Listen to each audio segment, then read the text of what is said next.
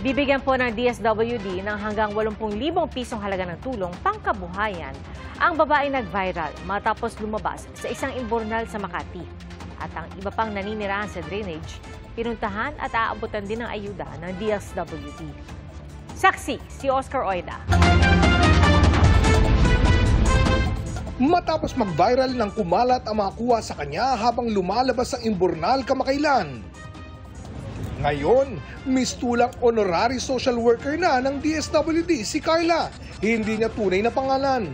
Kanina nga, sinamahan pa niya si DSWD Secretary Rex Gatchalian para matunton at maabutan ng tulong ang mga sinasabi ni Carla na tunay umanong naninirahan sa mga drainage sa Makati. Pero wala silang inabutan sa nasabing lugar.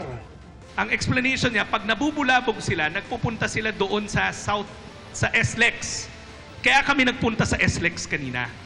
Kasi yung kalahati nung nakatira sa ilalim ng drain, umaakyat doon, minsan doon sila natutulog pag nabubulabog yung kinalalagyan nila.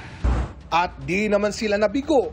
Ilan nga sa mga ito ang natuntun nila. Malungkot kami. Kasi 2023 nag-ooperate kami sa kalsada, sa flyover, sa underpass. Pero hindi namin sukat akalain merong nakatira sa loob ng drainage. Kaya ngayon, kasama na raw ang mga ito sa kanilang misyon na maiangat ang kalagayan. Di naman daw nila ito gagawin ng sapilitan.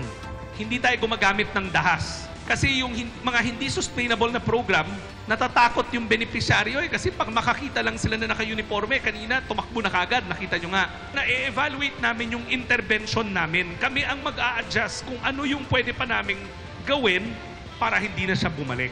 Ang ipapaabot daw na tulong ay di pare-pareho. Ibabase raw nila ito sa isinasagawang case management.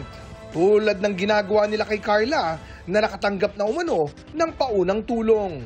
It's a gradual monitoring system. Hand-holding yan. Ang gagawin ng aming social worker, una bibigyan siya ng pauna.